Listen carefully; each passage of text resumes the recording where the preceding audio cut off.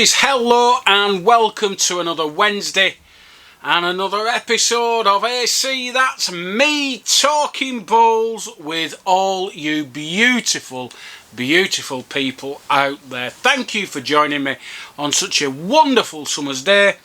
It's great to be with you guys. Thanks for watching, and if you enjoy this video, please hit that like button, and if you're not already a Bulls buddy and a member of this wonderful community of ours, please hit that subscribe button, and don't forget, ring that notification bell for notifications of new content on the channel. Well, what can I tell you? Not a lot really, nothing's really happened, although I did manage to have a few games of Bulls at the weekend. I had a go, we had a 16 at the Griffin, and I went over and had a roll, expecting to maybe get 1 or 2 games in.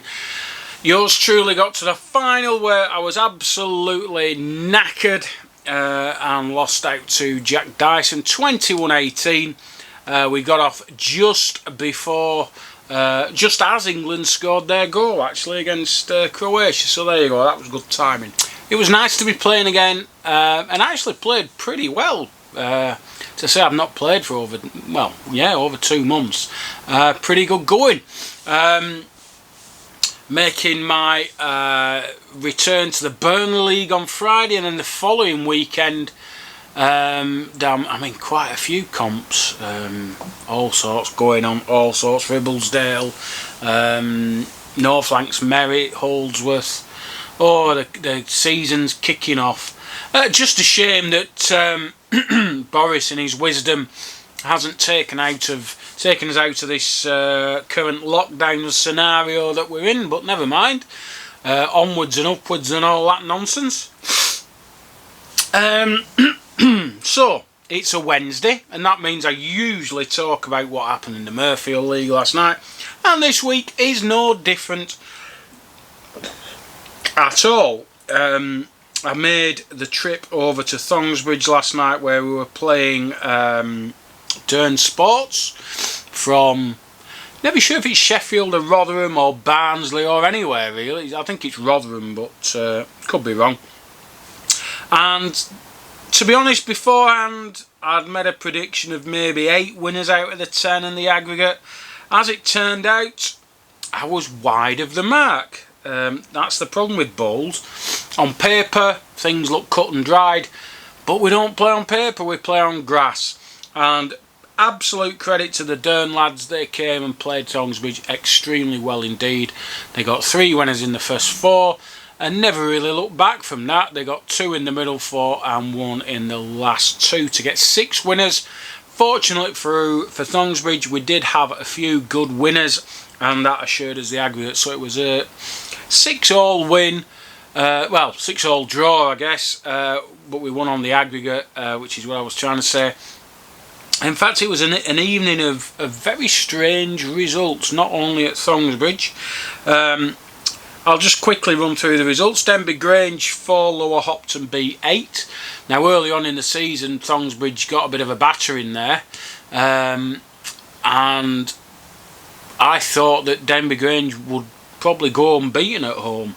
But Lower Hopton B went and promptly had 6 winners in the Ag. Littlemore 9, Crosslandmore 3, Thongsbridge 6, Dern Sports 6, Ossett Flying Horse 3, Pudsey 9, and Lower Hopton 5, Crossgate 7. So a good result for Crossgates really, to get 5 winners in the aggregate there. If we look at the table at the top, at the halfway points, 9 games played, Pudsey are top with 68 points, Thongsbridge are second with 68 points. We are 13 points behind on the aggregate, and then Lower Hopton are third with 65. At the bottom of the table, Ossett have 27 and are 20 points behind Denby Grange, who are second bottom. So a lot of work to do for Flying Horse if they're going to maintain their first division status. Excuse me, I've got a bit of hay fever today, I'm really struggling. And at the top of the averages, top 4, Josh Mordew played 9, won 9, with an average of 8.78. James Hansen played 9, won 9, an average of 7. Paul Bailey played 9, won 8, average of 6.33, and Jack Dyson played 9, won 8 with an average of 5. So there you go. That's brought you fully up to date with the Murfield League at the halfway stage. They now have a break for 2 weeks. I think next week is the first rounds of the Merit, and then I'm not sure what it is the week after. Maybe just a rest week. I don't know. It's usually the Isle of Man. So yeah. So halfway stage, very tight at the top. All to play for. Looking good for the second half of the season. Bringing up to date with the development fund that I'm currently trying to get sorted. I'll be picking up quite a few sets on Monday, and I'll be sorting the sprays out for the colours, etc., and they'll be getting done. I think there'll be about another 30 sets, something like that, which is a lot, but you know, it's good. I need to get over to Burnley to Mavis Hancock and pass on her sets. There's a new group in Todmorden that are again doing coaching and things like that, so I'm hoping to donate a set to those as well, and keep a set or a couple of sets for myself to loan out, and it's still ongoing. I'm still getting donations, I'm still getting messages of support, etc, etc. It's really good. I'm quite enjoying it. It's keeping me busy now that I have finished my PGCE.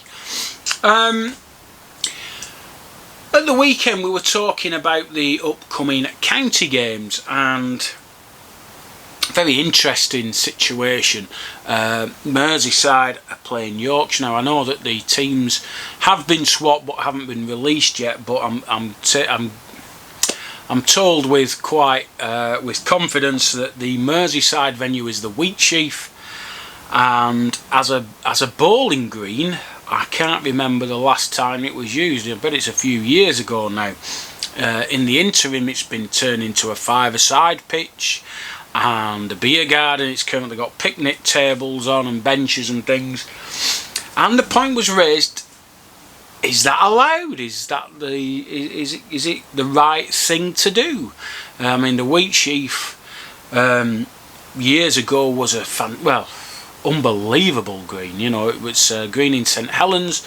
The pub and the green have suffered from subsidence from the mine works, and actually when you go to the men's urinal and use the facilities, it flows uphill, which is very, very strange. And if you put your bar on the pint, it can slide off, and pint on the bar, even bar on the pint.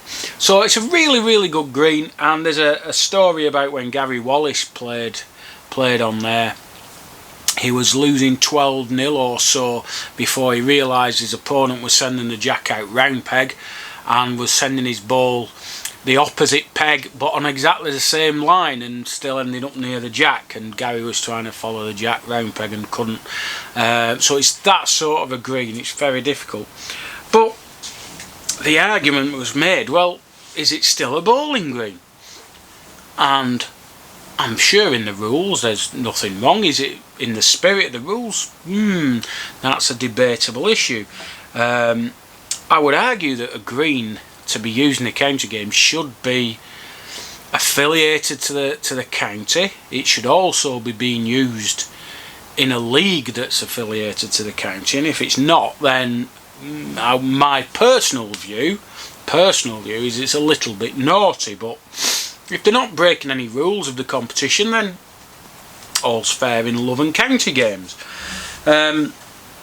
Merseyside have got a little bit of a track record for this. They did this the other year, I think against Warwick and Worcester. Picked some green that hadn't been used for a long time and basically just played on it, and it was in dreadful condition, but it sort of evened out levelled the playing field, if you will.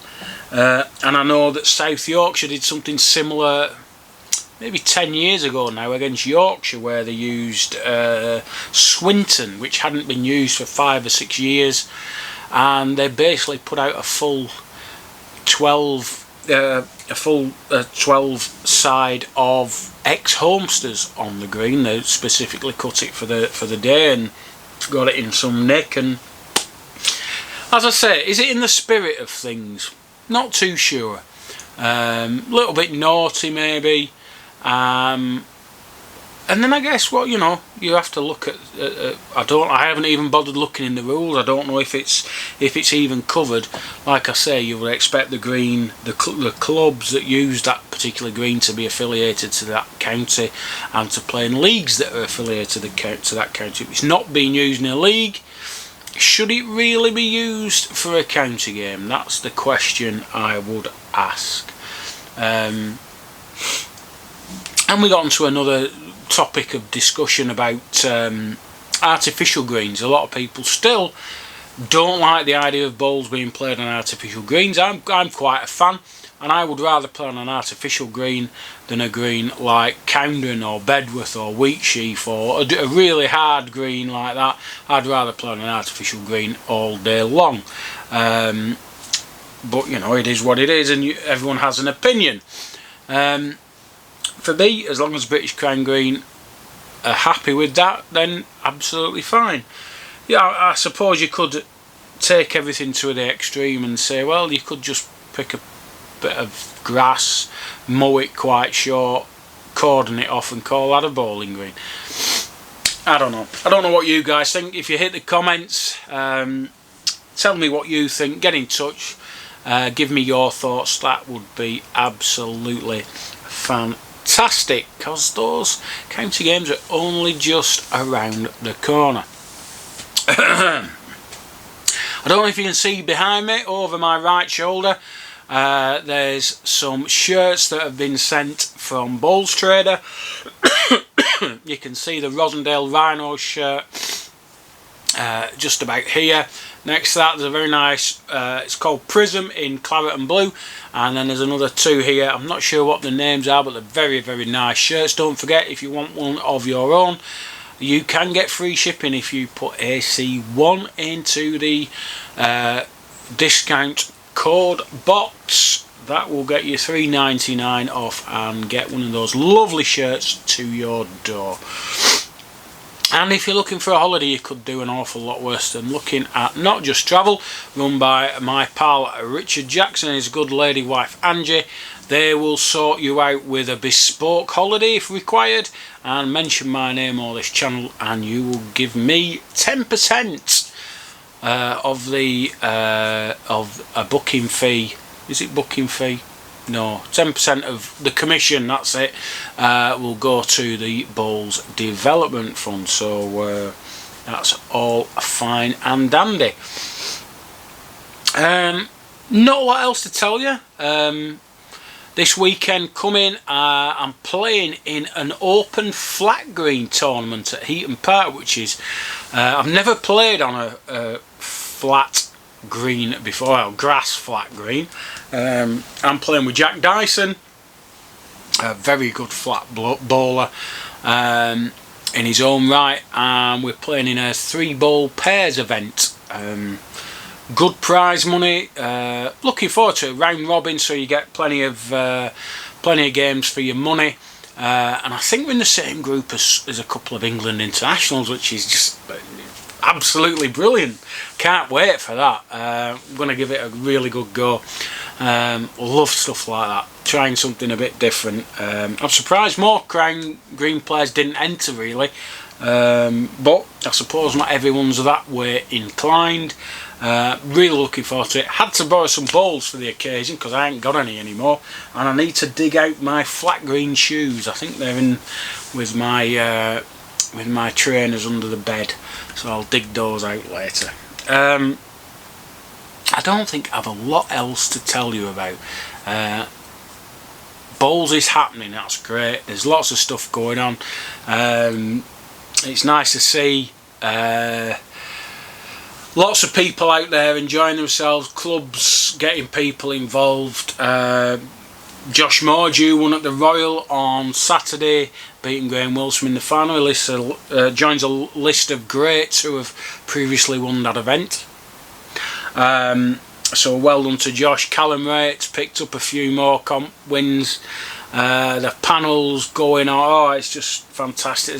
There's a festival in Southport taking place next week. There's all sorts going on. And it helps that the weather is so beautiful, of course. So guys, I'm going to call it a do there. I'm going to see you next week. Feeling a little bit better, so I might start doing a few more videos from next week onwards, because I'll have a bit more time on my hands. So enjoy the weather, get on the bowling green, enjoy yourself, and let's get living again. That's all I would like to say to you. For all the dads out there, happy Father's Day for Sunday. Hope you have lovely days with your family and get some nice gifts. I bet I will. Well, maybe not. So I'll say bye for now. See you next Wednesday for definite. Maybe Monday. Don't know. But stay safe. Bye for now.